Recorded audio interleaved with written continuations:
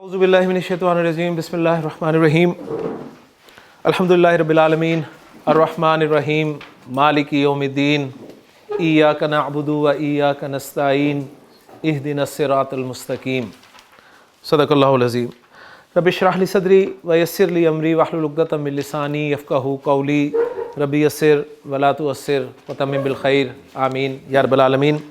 سورۃ الفاتحہ کی ابتدائی آیات میں نے آپ کے سامنے تلاوت کی ہیں، اور اس میں جو آخری آیت میں نے پڑھی ہے وہ ایک دعا ہے کہ ہم اللہ تعالیٰ سے دعا کر رہے ہیں کہ اہدنا الصراط المستقیم، ہمیں سیدھا رستہ دکھا، ہمیں سیدھے رستے پر چلا۔ مجھے آپ کو ہم سب کو کامیابی کے لیے سیدھے رستے کی ضرورت ہے، اور قرآن مجید کا مطالعہ کرنے سے ہمیں یہ پتہ چلتا ہے، جیسا کہ اللہ تعالیٰ نے سورہ بنی اسرائیل میں ارشاد فرمایا کہ ان ھذا القرآن یہدی للتی ہی اقوم، یقیناً یہ قرآن دکھاتا ہے وہ راستہ جو بالکل سیدھا ہے۔ تو مجھے آپ کو ہم سب کو کامیابی کے لیے سیدھا رستہ چاہیے، اور قرآن مجید وہ سیدھا رستہ ہے جو ہمیں کامیابی تک لے کر جائے گا۔ کامیابی ظاہر بات ہے یہ ہماری دنیا میں بھی ہوگی اور اخروی تو ہے ہی ہے انشاءاللہ تعالی۔ میرے اور آپ کے نزدیک کامیابی کا ایک تصور مختلف ہو سکتا ہے۔ ایک طالب علم کا کامیابی کا تصور کچھ اور ہوگا، ایک بزنس مین کا کامیابی کا تصور کچھ اور ہوگا، اسی طرح ایک ڈاکٹر کا، ایک انجینئر کا کامیابی کا تصور کچھ اور ہوگا۔ لیکن اصل کامیابی کیا ہے یہ ہمیں ہمارا رب بھی بتائے گا، لہٰذا اللہ تعالیٰ نے قرآن مجید میں واضح کر دیا کہ فَمَنْ زُحْزِحَ عَنِ النَّارِ، جسے آگ سے بچا لیا گیا، وَأُدْخِلَ الْجَنَّةَ، اور جنت میں داخل کر دیا گیا، فَقَدْ فَازَ، تو وہ کامیاب ہوا۔ یعنی اللہ تعالیٰ کامیاب اسے کہہ رہا ہے جسے آگ سے بچا لیا گیا اور جنت میں داخل کر دیا گیا۔ ایک طالب علم کامیابی کسے کہہ رہا ہے؟ وہ اعلیٰ نمبروں کو، کسی پوزیشن کو، پھر اس کے بعد ایک سٹیٹس کو۔ لیکن اصل کامیابی کیا ہے وہ میرا اور آپ کا خالق مالک بخوبی جانتا ہے، لہٰذا اس نے بتا دیا کہ کامیابی یہ ہے، اور کامیابی کا رستہ یہ قرآن ہے، اور یہ سیدھا رستہ ہے جس کے لیے میں آپ ہم سب نماز کی ہر رکعت میں اللہ تعالیٰ سے یہ دعا ضرور کرتے ہیں کہ اہدنا الصراط المستقیم، ہمیں سیدھا رستہ دکھا۔ اللہ تعالیٰ سے دعا ہے کہ اللہ تعالیٰ ہمیں اس سیدھے رستے پر چلنے کی اور عمل کرنے کی توفیق عطا فرمائے۔ جیسا کہ آپ کو معلوم ہے کہ ہمارا مرکب تام مکمل ہو چکا ہے۔ مرکب تام جس کا دوسرا نام جملہ اسمیہ ہے، اور مرکب تام یعنی جملہ اسمیہ کے دو پارٹس تھے، مبتدا اور خبر۔ مبتدا معرفہ، خبر نکرہ، دونوں مرفوع، اور جنس اور عدد کے اعتبار سے دونوں میں مطابقت۔ ان تمام باتوں کو ہم نے اپلائی کر کے الحمدللہ بہت سارے جملہ اسمیہ بنا لیے، جن میں مبتدا کی جگہ پر ہم نے اسم علم کو بھی رکھا، ہم نے معرف باللام اسم کو بھی رکھا، ہم نے اسماء اشارہ کو بھی رکھا، اور ہم نے ضمائر کو بھی رکھا۔ مرکب کسے کہتے ہیں؟ مرکب ہوتا ہے جب مفرد مفرد سے ملتا ہے۔ مفرد جب مفرد سے ملتا ہے تو مرکب بنتا ہے، اور مرکب دو طرح کا ہوتا ہے، ایک تام جسے جملہ کہتے ہیں وہ ہم نے پڑھ لیا، دوسرا مرکب جو ہے وہ ہوتا ہے یا وہ ہے مرکب ناقص۔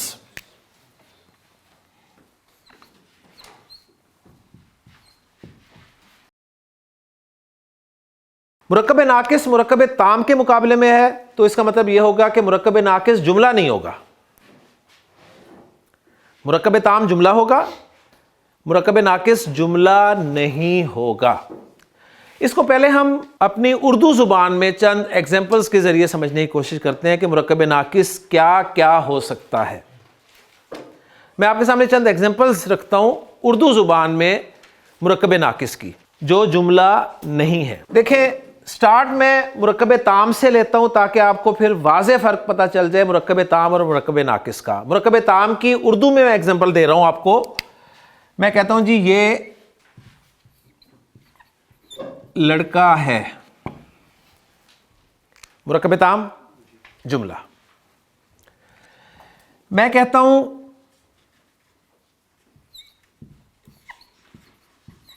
یہ لڑکا، کیا یہ جملہ ہے؟ جملہ نہیں ہے، تو یہ مرکب ناقص ہے، یہ مرکب ناقص ہے. کلیئر ہو گیا؟ پھر میں کہتا ہوں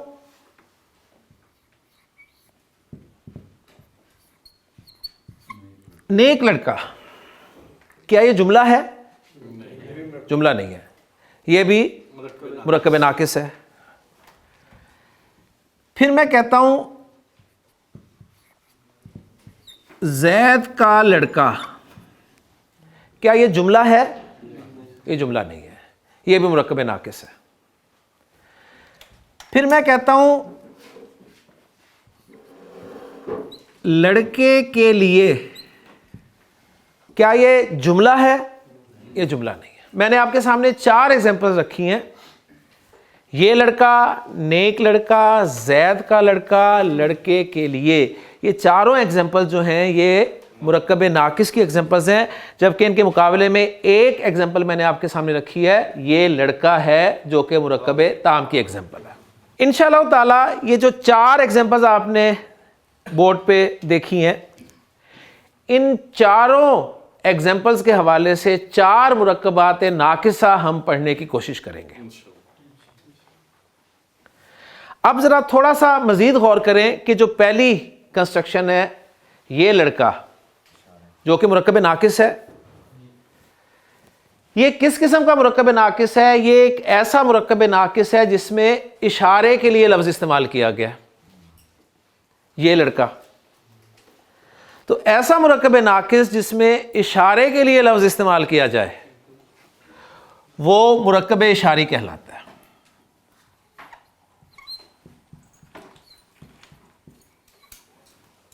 مرکب اشاری. اب دوسری ایگزامپل پر غور کریں. دوسری ایگزامپل ہے نیک لڑکا. اب مجھے بتائیے یہ مرکب ناقص تو ہے لیکن کیا یہ مرکب اشاری ہے؟ نہیں. کیوں نہیں ہے؟ اس لیے کہ اس میں اشارے کے لیے لفظ استعمال نہیں کیا گیا. صحیح. غور کیا تو پتہ چلا کہ اس میں صفت استعمال ہوئی ہے، اس میں صفت استعمال ہوئی ہے. پتہ چل رہا ہے ہمیں یہ کہ ایک اسم دوسرے اسم کی صفت ہے. تو ایسا مرکب ناقص جس میں صفت استعمال ہو مرکب توصیفی کہلاتا ہے.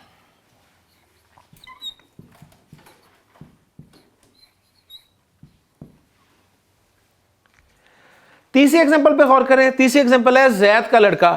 مجھے بتائیے زید کا لڑکا مرکب ناقص ہے؟ مرکب ناقص ہے؟ زید کا لڑکا مرکب ناقص ہے؟ مرکب ناقص ہے. مرکب اشاری ہے؟ نہیں. کیوں نہیں ہے؟ اشارہ استعمال نہیں ہوا. مرکب توصیفی ہے؟ نہیں. کیوں نہیں ہے؟ صفت استعمال نہیں ہے. مزید غور کیا تو آپ کو پتہ چلا کہ نہ تو اشارہ استعمال ہوا ہے نہ صفت استعمال ہوئی ہے، بلکہ ایک اسم کو دوسرے اسم کے ساتھ ریلیٹ کیا گیا، ایک اسم کا دوسرے اسم کے ساتھ تعلق قائم کیا گیا. تو ایسا مرکب ناقص جس میں ایک اسم کو دوسرے اسم کے ساتھ ریلیٹ کیا جائے گا مرکب اضافی کہلائے گا.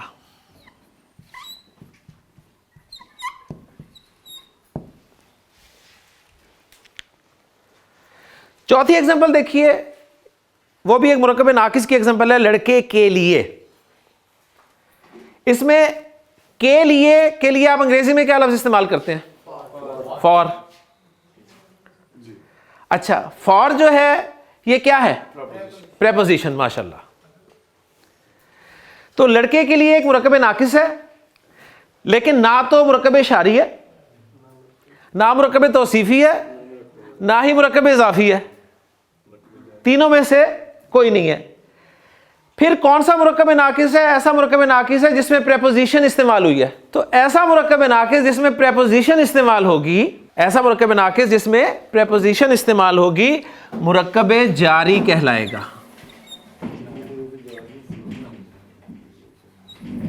مرکب جاری کہلائے گا. تو مرکب تام کے مقابلے میں ہم نے 4 مرکبات ناقصہ پڑھنے ہیں.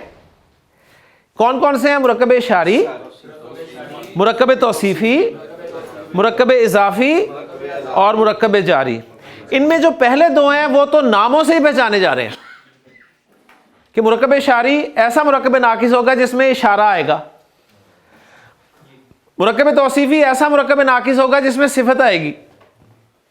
صحیح.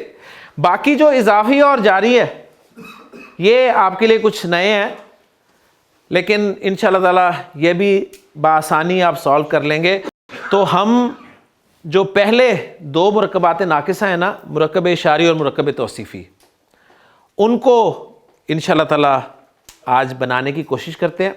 اور اس میں سب سے پہلے ہم مرکب توصیفی، جو کہ کتاب میں بھی ترتیب کے اعتبار سے مرکبات ناقصہ میں پہلا مرکب ہے، ہم اس کو کنسٹرکٹ کرنے کی کوشش کرتے ہیں. کلیئر ہو گیا؟ تو ہمارا جو ٹاپک ہے مرکبات ناقصہ میں یا مرکب ناقص میں، وہ ہے مرکب توصیفی. تو ہمارا پہلا مرکب ناقص جو ہے وہ ہے مرکب توصیفی. پہلی بات یہ ہے کہ مرکب توصیفی ایک مرکب ناقص ہے، پہلی بات. دوسری بات یہ کہ مرکب توصیفی ایسا مرکب ناقص ہے جس میں صفت استعمال ہوگی، جس میں صفت کا استعمال ہوگا. اور اس کی ایک ایگزامپل اردو میں رکھ کر ہم اس کے پارٹس جو ہیں وہ سمجھنے کی کوشش کرتے ہیں. تو اس کی ایک ایگزامپل میں آپ کے سامنے رکھ رہا ہوں جی. نیک لڑکا. نیک لڑکا ایک مرکب توصیفی ہے، مرکب ناقص، مرکب توصیفی. لفظوں پر غور کریں تو آپ کو پتہ چلتا ہے کہ یہ جو نیک ہے یہ صفت ہے،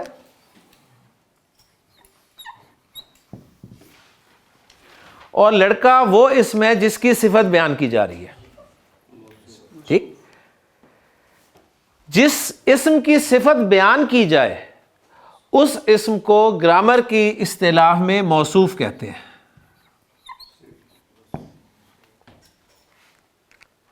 جس کی صفت بیان ہو اسے کیا کہتے ہیں؟ موصوف. تو گویا مرکب توصیفی کے 2 پارٹس ہوئے، صفت اور موصوف. شاید صاحب میں آپ سے کہتا ہوں کوئی ایک مرکب توصیفی اردو میں بولیں، کوئی ایک آپ کے ذہن میں جو بھی آتا ہے.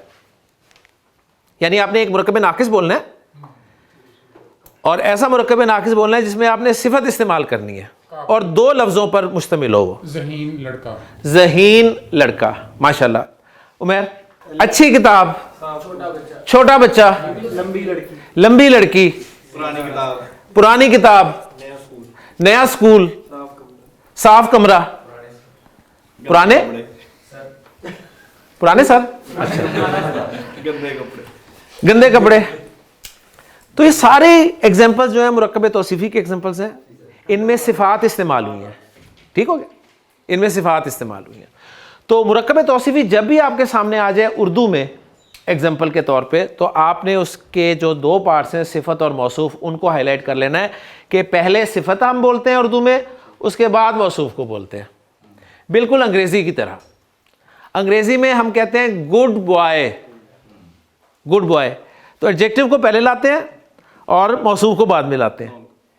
تو گویا اردو اور انگریزی میں صفت پہلے آتی ہے اور موصوف بعد میں آتا ہے. اب ہم چلتے ہیں جی نیک لڑکا مرکب توصیفی کو عربی میں کنسٹرکٹ کرنے کی طرف. کیسے عربی کیسے بنے گی؟ پہلی بات جو آپ نے نوٹ کرنی ہے نا، وہ یہ نوٹ کرنی ہے کہ اردو اور انگریزی کے برعکس عربی کنسٹرکشن میں موصوف پہلے آتا ہے. جی موصوف پہلے آئے گا، اس کے بعد صفت آئے گی، اس کے بعد صفت آئے گی. عربی کنسٹرکشن میں موصوف پہلے ہوگا، صفت بعد میں آئے گی. جبکہ اردو اور انگریزی میں صفت پہلے ہوتی ہے اور موصوف بعد میں ہوتا ہے. تو یہ پہلا فرق ہے عربی زبان کا اردو اور انگریزی زبان سے. اب فارمولہ اس کا سمپل سا ہے. اس کو ہم یوں کہہ سکتے ہیں کہ موصوف پہلے آ رہا ہے نا، موصوف پہلے آ رہا ہے، تو صفت جو ہے بعد میں آنے والی، یہ جنس، عدد، وسعت اور اعراب، ان 4 پہلوؤں میں موصوف کو فالو کرے گی. اصل کون ہے؟ موصوف. صفت اس کے بعد آ رہی ہے عربی کنسٹرکشن میں، لہذا صفت فالو کرے گی موصوف کو. جنس میں بھی کیا مطلب ہے کہ اگر موصوف مذکر ہوگا تو صفت بھی مذکر آئے گی، اگر موصوف مؤنث ہوگا تو صفت بھی مؤنث آئے گی. جنس میں فالو کر لیا. عدد میں کیسے فالو کرے گی؟ موصوف اگر واحد ہوگا تو صفت بھی واحد آئے گی، موصوف مثنیٰ ہوگا تو صفت بھی مثنیٰ آئے گی، موصوف جمع ہوگا تو صفت بھی جمع آئے گی۔ دو پہلو ہو گئے۔ وسعت، موصوف معرفہ ہوگا تو صفت بھی معرفہ آئے گی، موصوف نکرہ ہوگا تو صفت بھی نکرہ آئے گی۔ تین پہلو۔ چوتھا اور آخری پہلو اعراب کا۔ اعراب میں کیسے فالو کرے گی؟ اعراب میں اس طرح فالو کرے گی کہ موصوف اگر مرفوع ہوگا تو صفت بھی مرفوع آئے گی، موصوف منصوب ہوگا صفت بھی منصوب آئے گی، موصوف مجرور ہوگا تو صفت بھی مجرور آئے گی۔ تو رزلٹ یہ نکلتا ہے کہ مرکب توصیفی میں صفت اسم کے چاروں پہلوؤں کے اعتبار سے موصوف کے پیچھے آتی ہے، اسے فالو کرتی ہے۔ تو اب میں پہلا مرکب توصیفی آپ کے سامنے کنسٹرکٹ کرنے لگا ہوں۔ میرے پاس موصوف کون ہے جی؟ لڑکا۔ لڑکا، لڑکے کی عربی کیا ہے؟ ولد۔ ابھی اعراب ہم نہیں لکھتے، میں کہتا ہوں جی ولد، اور ولد نکرہ ہے، ولد نکرہ ہے۔ تو ذرا تھوڑا سا ہم اس کی ڈیٹیل لکھ لیتے ہیں، اسے ہم موصوف بنا رہے ہیں نا، تو یہ نکرہ ہے، جنس کے اعتبار سے کیا ہے؟ مذکر۔ عدد کے اعتبار سے کیا ہے؟ واحد۔ اور ابھی اس کا اعراب کوئی پتہ نہیں چل رہا۔ اس کا اعراب مرفوع فارم میں کیا ہوگا؟ ولدن۔ میں نے آخری حرف پہ دو پیش لگا دیے، یہ مرفوع ہو گیا، یہ ولدن بن گیا۔ اب میں لکھ سکتا ہوں کہ یہ مرفوع ہے۔ اب اس کے بعد میں نے صفت لانی ہے۔ صفت نے 1 2 3 4 ان چاروں چیزوں میں موصوف کے مطابق آنا ہے، اسے فالو کرنا ہے۔ نیک کے لیے میرے پاس کیا لفظ ہے؟ صالح۔ میں یہاں پر صالح لکھتا ہوں۔ بتائیے صالح نکرہ ہے نا؟ اوکے ہو گیا؟ اوکے۔ صالح مذکر ہے؟ اوکے۔ صالح واحد ہے؟ اوکے۔ لیکن صالح کا بھی کوئی اعراب نہیں ہے۔ موصوف مرفوع ہے تو صفت بھی مرفوع ہونی چاہیے، تو صالح کا مرفوع ہونا کیسے آئے گا؟ صالحن۔ تو اب یہ چاروں اعتبارات سے موصوف کے مطابق ہوگی، لہٰذا آپ کا پہلا مرکب توصیفی بن گیا ولدن صالحن۔ ولدن صالحن، ولدن صالحن۔ اب ذرا تھوڑا غور کریں، ولدن نکرہ ہے، صالحن نکرہ ہے، تو کمبینیشن یہ کون سا بن رہا ہے؟ نکرہ پلس نکرہ کمبینیشن۔ نکرہ پلس نکرہ کمبینیشن بن رہا ہے نا۔ مرکب تام جملہ اسمیہ میں کمبینیشن کیا ہوتا ہے؟ معرفہ پلس نکرہ۔ تو ڈیفرنٹ ہے کہ نہیں ہے؟ اچھا، اب فرض کیا میں ولد جو موصوف ہے اس کو معرفہ کر دیتا ہوں۔ جب اس کو میں معرفہ کروں گا تو یہ بن جائے گا الولد۔ الولد۔ اب یہ ہو گیا معرفہ، تو یہاں سے نکرہ میں مٹاؤں گا اور لکھ دوں گا کہ معرفہ۔ موصوف اب معرفہ ہوا تو صفت بھی معرفہ ہونی چاہیے، لہذا صالح پر میں الف لام داخل کروں گا۔ جب الف لام داخل ہوگا تو اس کی تنوین بھی ختم ہو جائے گی اور یہ بن جائے گا الصالح، اور پھر ملا کر میں پڑھوں گا الولد الصالح۔ الولد الصالح۔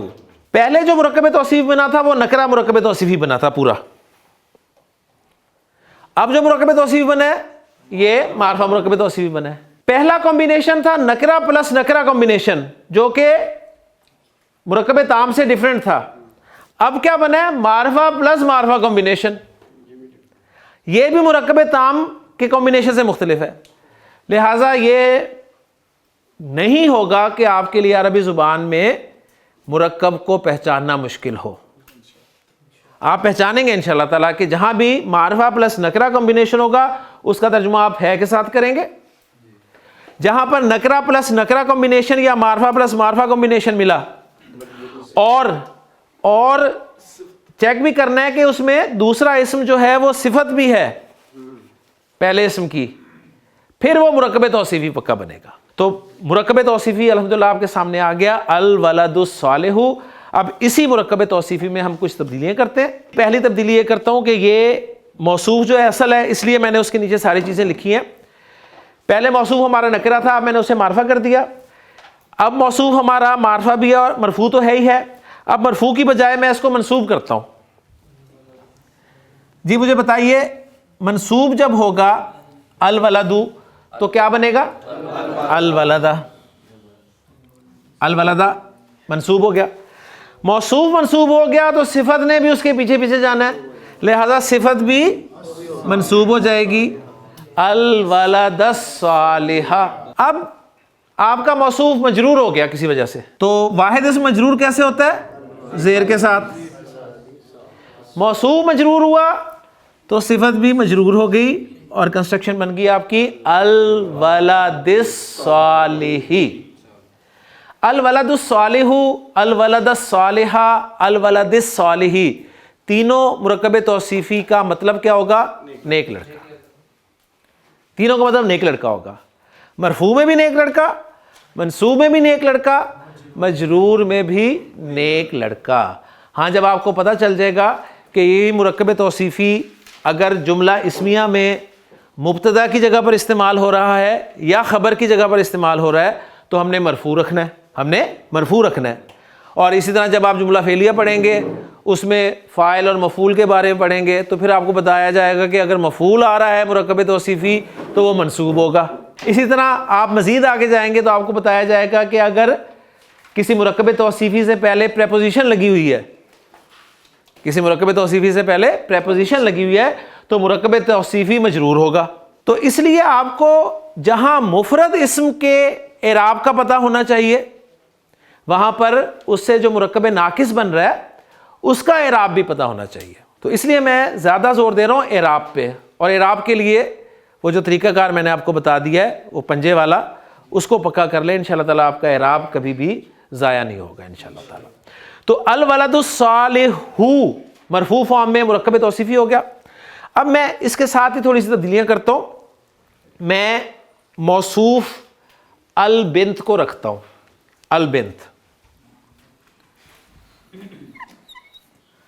البنت, البنت معرفہ ہے, البنت مؤنث ہے, البنت واحد ہے. اعراب ابھی کچھ نہیں پتہ چل رہا. مرفوع رکھوں البنت کو تو کیا بن جائے گا؟ البنتو. اب اس کی میں صفت لانا چاہ رہا ہوں, تو اب مجھے بتائیے نیک لفظ اردو میں جو استعمال ہوتا ہے البنت کے لیے صفت کے طور پہ عربی میں کیا آئے گا؟ الصالحۃ, البنت الصالحۃ. اب اردو میں نیک کا لفظ میں استعمال کر رہا ہوں, لڑکے کے لیے بھی اور لڑکی کے لیے بھی. اب میں ایسا کرتا ہوں کہ جو موصوف ہے الولد واحد ہے نا, اس کو مثنیٰ میں تبدیل کرتا ہوں. الولد کا مثنیٰ کیا ہوگا؟ الولدانی. ہم مرفوع میں رکھتے ہیں. الولد کا مثنیٰ الولدانی.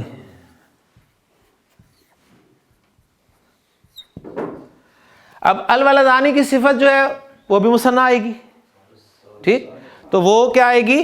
الصالحانی, الولدان الصالحانی. البنتو واحد ہے, اس کا مثنیٰ کیا بنے گا؟ البنتانی, البنتانی. اب اس کی صفت لاؤں تو وہ بھی مثنیٰ آئے گی,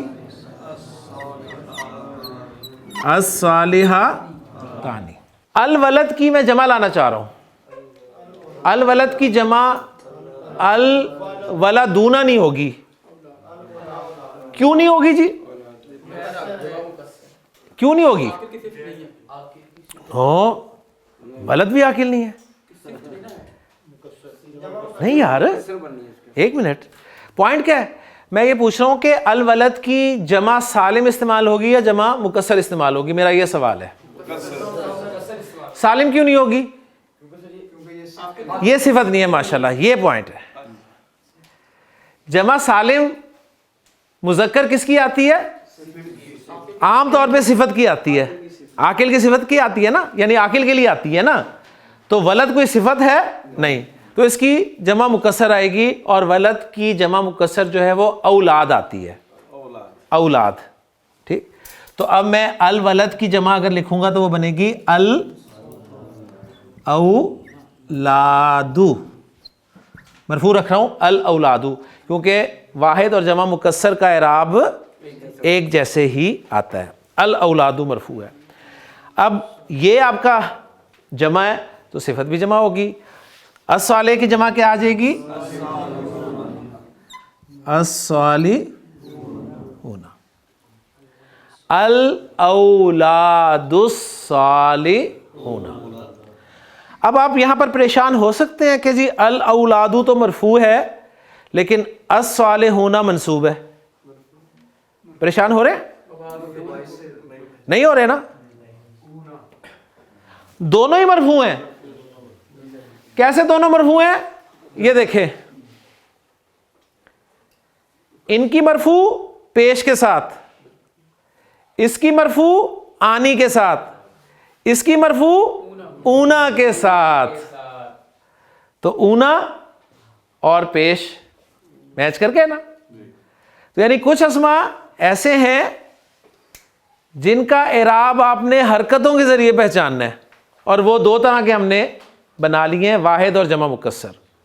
اور باقی جو تین طرح کے بچتے ہیں, مثنیٰ, جمع سالم مذکر اور جمع سالم مؤنث, ان کا اعراب آپ نے آواز کے ساتھ جو ہے وہ بنانا ہے انشاءاللہ تعالی. لیکن جی تینوں ہو گئے مذکر میں. اب آ جائیں مؤنث کی بھی جمع کی طرف آ جائیں. البنت کی جمع جو ہے وہ آتی ہے جی البناتو. البنات, یعنی یہ لفظ تھوڑا سا آپ کو لگے گا کہ واحد میں با کے نیچے زیر ہے, بنت, بنت نہیں کہہ رہے آپ, بنت. لیکن جمع میں یہ بنات بنتا ہے, بنات نہیں کہتے آپ. آپ نے کیا کہنا ہے؟ عرب نہیں کہتے. ٹھیک ہے, آپ تو کچھ بھی کہہ لیں گے. تو عرب جو ہے وہ البنات کہتا ہے, با پہ زبر پڑتا ہے. تو البنات آت ہے نا, آت, آت, آت جو ہے جمع سالم مؤنث, مرفوع کیسے آتا ہے؟ آتن. ال لگا ہوا ہے تو ایک پیش البناتو, البناتو. اب اس کی صفت لائیں گے تو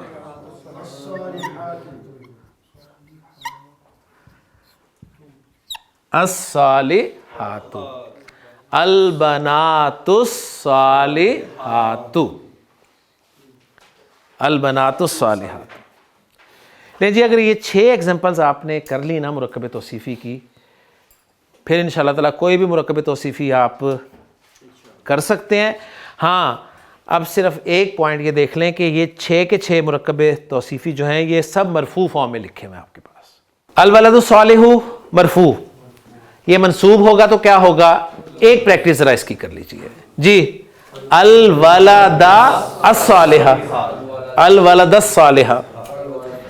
الولدانی, الولدینی الصالحین. الاولاد منصوب کیا ہوگا؟ الاولادہ. الصالحون, ہونا کیا, اونا کیا ہو جائے گا؟ اینا. الصالحین. ٹھیک. البنت منصوب کیا ہوگا؟ البنت الصالحۃ. البنتانی, آنی عینی ہو جائے گا, البنتینی الصالحتین. البناتو منصوب کیا ہوگا؟ البنا, البناتی. آتن اور آتن, آتن اور آتن دو ساؤنڈز ہیں, ال کے ساتھ آتو اور آتی. یہاں پر آپ بہت کنفیوز ہوں گے, اس لیے اس کو پکا کر لیں. منصوب ہوگا البناتی अस्सालिहाती। मंसूब पढ़ ली सारी कंस्ट्रक्शन, मजरूर की तरफ आ जाए। अल-वलादी अस्सालिही, अल-वलादैनी अस्सालिहैनी, अल-औलादी अस्सालिहीना, अल-बिन्ती अस्सालिहती, अल-बिन्तैनी अस्सालिहतैनी, अल-बनाती अस्सालिहाती। अब कुछ मुरक्कब तौसीफी मैं आपसे बनवाता हूं, बनाने की कोशिश कीजिए जी। पहला मुरक्कब तौसीफी आपको मैं देता हूं, मुफीद किताब। जी, मौसूफ क्या है इसमें? किताब। किताब मौसूफ है और सिफत क्या है? मुफीद। मुफीद। अब अरबी में बनाना है तो पहले किसे रखना है? मौसूफ। मौसूफ को, लिहाजा क्रॉस करेंगे, ठीक है। यहां पर किताब रखेंगे। अब किताब नकरा ले आए चाहे मारफा ले आए, दोनों ऑप्शन हैं आपके पास। नकरा लेके आए तो क्या बनेगा? किताबुन। जी, किताब, इसको मरफू रखें तो किताबुन। अब किताब जो है नकरा है, वाहिद है, मुज़क्कर है और मरफू है, तो उसकी सिफत जो है वो भी चारों एतबारात से इसी तरह आनी चाहिए। तो मुफीद का लफ्ज मुफीदुन, अरबी में भी मुफीद इस्तेमाल होता है, तो ये बन जाएगा जी किताबुन मुफीदुन। मुफीदुन। इस कंस्ट्रक्शन को मंसूब बोल दें जरा। किताबन मुफीदन। किताबन मुफीदन। मजरूर बोल दें। किताबिन मुफीदिन। किताबिन मुफीदिन। माशाल्लाह जी, आप ट्राई करें एक। मैं आपको देता हूं कंस्ट्रक्शन जी, सीधा रास्ता। मुरक्कब नाकिस जी, कौन सा मुरक्कब नाकिस? मुरक्कब तौसीफी। क्लियर हो गया। मुरक्कब तौसीफी पहचान लिया तो मौसूफ और सिफत का तयन करें। मौसूफ कौन है? मौसूफ रास्ता। मौसूफ रास्ता है जिसके लिए सिफत जो है वो सीधा इस्तेमाल की गई है, लिहाजा मौसूफ पहले आएगा और सिफत उसके बाद आएगी। जी, रास्ता जो है इसके लिए बहुत सारे लफ्ज इस्तेमाल होते हैं अरबी जुबान में। तरीक का लफ्ज भी इस्तेमाल होता है, सबील का लफ्ज भी इस्तेमाल होता है, सिरात का लफ्ज भी इस्तेमाल होता है। तो आप सिरात का लफ्ज इस्तेमाल करें लेकिन मारिफा इस्तेमाल करें। अस्सिरात जी, अस्सिरात। मरफू रखें अस्सिरातु। ले जी, मौसूफ आपका तैयार है। इसके लिए सिफत लाएं, सीधे की अरबी मुस्तकीम। मुस्तकीम। अब सिफत मौसूफ को फॉलो करेगी चारों एतबार से, तो क्या हो जाएगा? अल मुस्तकीम। अल मुस्तकीम, अस्सिरातुल मुस्तकीम। अब मुझे ये बताइए कि किसी वजह से आपका मौसूफ जो है वो मंसूब हो जाता है। मंसूब हो जाएगा तो क्या बनेगा? अस्सिराता। अस्सिराता। अब मौसूफ मंसूब हुआ तो सिफत भी मंसूब हो जाएगी, अल मुस्तकीमु अल मुस्तकीमा हो जाएगी, लिहाजा कंस्ट्रक्शन बन गई अस्सिरातल मुस्तकीमा। तो सूरतुल फातिहा में आप अल्लाह ताला से दुआ करते हैं कि इहदिनस सिरातल मुस्तकीमा। वक्फ करते हैं तो मुस्तकीम बोल देते हैं, ठीक है। अगर वक्फ ना करें तो आप मुस्तकीमा बोलेंगे, तो गोया आपको पता चला कि ये अस्सिरातुल मुस्तकीमु या अस्सिरातल मुस्तकीमा ये मुरक्कब तौसीफी है और सूरतुल फातिहा में इस जगह पर मंसूब इस्तेमाल हुआ है। हो सकता है कहीं पर कुरान मजीद में सिरातुन मुस्तकीमुन मरफू भी इस्तेमाल हुआ हो। अब अगर मैं आपके सामने मुरक्कब तौसीफी अरबी कंस्ट्रक्शन में लिखूं तो आप पहचान लेंगे, क्योंकि असल तो हमारा काम यह है ना कुरान मजीद को पढ़ना। तो कुरान मजीद पढ़ते हुए कोई मुरक्कब तौसीफी आता है तो आप उसको कैसे पहचानते हैं, मैं वो जानना चाहता हूँ। उसका उसूल मैंने आपको बता दिया है, मारफा प्लस मारफा कॉम्बिनेशन होगा या नकरा प्लस नकरा कॉम्बिनेशन होगा, दोनों मारफा या दोनों नकरा। और जो दूसरा इस्म होगा ना, दूसरा इस्म वो चारों एतबारात से पहले इस्म के मुताबिक होगा। दूसरा इस्म चारों एतबारात से पहले इस्म के मुताबिक होगा। अगर आपको ऐसा कुछ मिल गया तो पक्का कायदा के मुरक्कब तौसीफी है। मसलन आपने सूरह यासीन पढ़नी शुरू की, उसमें पहली आयत आपके सामने है यासीन वल कुरानिल حکیمی. آپ نے دیکھا جی 3 لفظ یہاں پر آئے ہیں, ایک ہے واو, ایک ہے القرآن, ایک ہے الحکیم. صحیح, واو کو ذرا سائڈ پہ کر دیں, 2 بچے القرآن الحکیم. اب آپ ان سے ایک مرکب جو ہے وہ فائنڈ آؤٹ کرنا چاہتے ہیں. چیک کیجئے کہ کمبینیشن کون سا ہے, معرفہ پلس معرفہ ہے, معرفہ پلس نکرہ ہے, یا نکرہ پلس نکرہ ہے؟ معرفہ پلس معرفہ کمبینیشن. جب بھی معرفہ پلس معرفہ کمبینیشن ہوگا یا نکرہ پلس نکرہ کمبینیشن ہوگا تو وہ مرکب توصیفی کی طرف جائے گا. کنفرم کب کریں گے؟ کنفرم اس وقت کریں گے جب آپ دیکھیں گے کہ جو دوسرا اسم ہے وہ پہلے اسم کو چاروں اعتبارات سے فالو کر رہا ہے. چاروں اعتبارات سے فالو کر رہا ہے. تو دیکھیے فالو کر رہا ہے. کیسے فالو کر رہا ہے؟ القرآن واحد ہے تو الحکیم بھی واحد ہے. القرآن مذکر ہے تو الحکیم بھی مذکر ہے. القرآن مجرور ہے, مجرور ہے تو الحکیم بھی مجرور ہے. اور القرآن معرفہ ہے تو الحکیم بھی معرفہ. لہذا کنفرم ہو گیا کہ یہ مرکب ناقص مرکب توصیفی ہے. اب جب آپ اس کا ترجمہ کرنے لگیں گے نا تو ترجمہ آپ کریں گے صفت کا پہلے کریں گے, کیونکہ آپ اردو میں صفت پہلے لاتے ہیں. عربی سے اردو میں ٹرانسلیشن کرتے ہوئے صفت کا ترجمہ پہلے کیا جائے گا. لہذا اس کا کیا ترجمہ کریں گے آپ؟ حکمت والا قرآن, حکمت والا قرآن.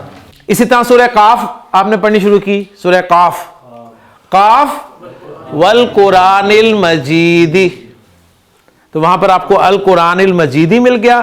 آپ نے دیکھ لیا کہ یہ مرکب توصیفی ہے. اسی طرح نبی کریم صلی اللہ علیہ وسلم کی ایک دعا آپ کے سامنے آتی ہے, بڑی خوبصورت دعا ہے. اس میں آپ مرکب توصیفی کو پہچاننے کی کوشش کریں. آپ صلی اللہ علیہ وسلم نے فرمایا کہ اللہ تعالیٰ سے مانگنے والی چیزیں کیا ہیں. آپ نے فرمایا کہ اللہم انی اسألک علما نافعا. آپ فوراً گئے 2 اسماء کے مرکب کی طرف. آپ نے دیکھا نکرہ نکرہ کمبینیشن بن رہا ہے, نکرہ پلس نکرہ کمبینیشن. دماغ فوراً گیا مرکب توصیفی کی طرف. لیکن کنفرم کب کرنا ہے؟ کنفرم اس وقت کرنا ہے جب دوسرا اسم پہلے اسم کو چاروں اعتبارات سے فالو کر رہا ہو اور اس کی صفت بن رہا ہو, تو آپ کہیں گے کہ یہ مرکب توصیفی. اور ایسا ہی ہے, علم نکرہ ہے, علم مذکر ہے, علم واحد ہے اور علم منصوب ہے. لہٰذا نافعاً کا لفظ جو ہے وہ بھی دیکھیں, نکرہ ہے, مذکر ہے, واحد ہے, منصوب ہے. تو ترجمہ کیا کریں گے؟ نفع دینے والا علم, نفع دینے والا علم. تو اللہم انی اسألک علما نافعا. پھر آگے آ گیا وعملا متقبلا. 2 اسماء چیک کر لیں, نکرہ پلس نکرہ کمبینیشن اور چاروں اعتبارات سے مطابقت, اور دوسرا جو ہے اس کی صفت بن رہا ہے. لہذا مرکب توصیفی بنا. ترجمہ کریں گے متقبل عمل, یعنی قبولڈ, مقبول, قبول کیا ہوا. اور ساتھ پھر الفاظ ہیں وَرِزْقًا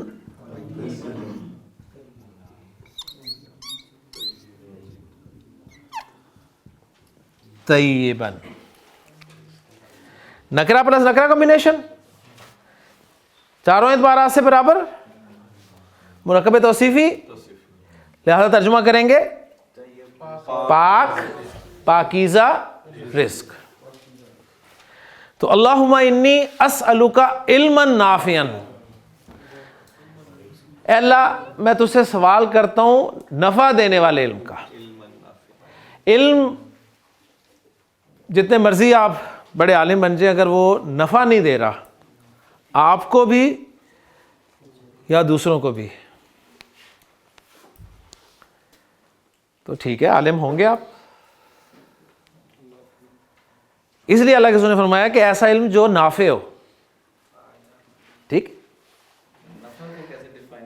نفع, ہاں جی, کیسے نفع دے گا جی بتائیں, آپ کے خیال میں کیسے نفع دے سکتا ہے؟ بالکل, اصل میں پرابلم پتہ ہے کیا, یہ بالکل ان کا سوال جینوئن ہے. ہم نے علم کو دنیاوی اور دینی علم میں تقسیم کر دیا ہے, جبکہ علم ہے. مجھے بتائیں کہ دینی علم حاصل کر کے بھی اگر آپ اللہ سے دور ہیں تو وہ علم نافع ہے؟ اور دنیاوی علم حاصل کر کے اگر آپ اللہ کے قریب پہنچ گئے ہیں, اللہ کے قریب ہو گئے ہیں, تو وہ علم نافع ہے کہ نہیں ہے؟ ایکچولی ہم نے علم کو نا تقسیم کر دیا ہے. علم ہے.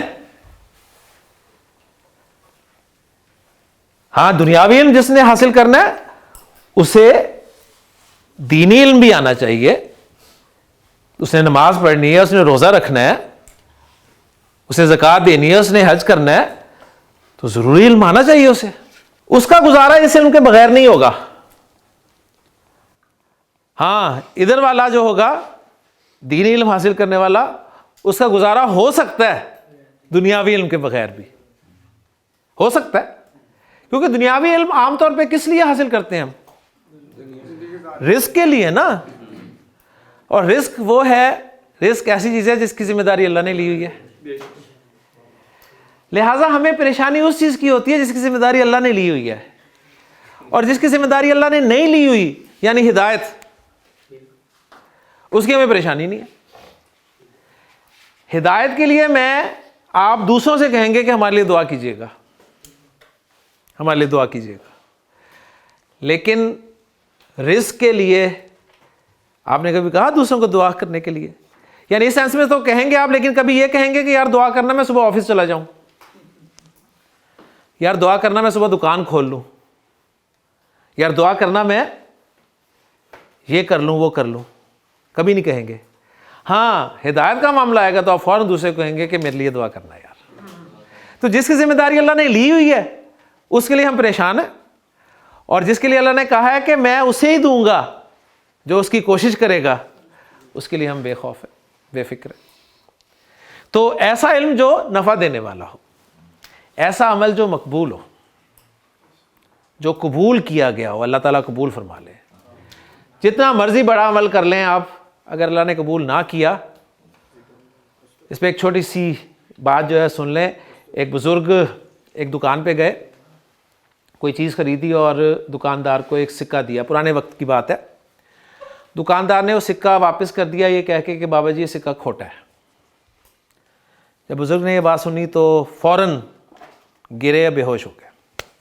ایک نوجوان پاس کھڑا تھا, اس نے پانی شانی پلا کے انہیں ہوش میں لانے کے بعد سے پوچھا بابا جی ایک سکے کی وجہ سے آپ بے ہوش ہو گئے؟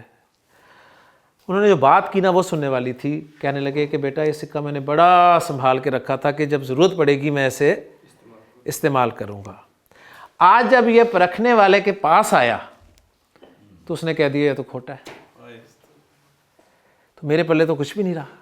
آپ کا بڑے سے بڑا عمل جب پرکھنے والے کے پاس گیا اور اس نے اگر کہہ دیا کہ تو کھوٹے ہیں, کچھ پلے رہے گا آپ کے؟ اس لیے جو بھی عمل کریں اللہ سے دعا کریں کہ اللہ اس کو قبول فرمائے. وَعَمَلًا مُتَقَبَّلًا, اور تیسری چیز رزقاً طیباً, پاکیزہ رزق. ایک شخص نے اللہ کے رسول صلی اللہ علیہ وسلم سے پوچھا کہ اللہ کے رسول صلی اللہ علیہ وسلم کوئی ایسا فارمولہ بتائیے کہ میں جو دعا کروں قبول ہو, جو دعا مانگا کروں وہ قبول ہو.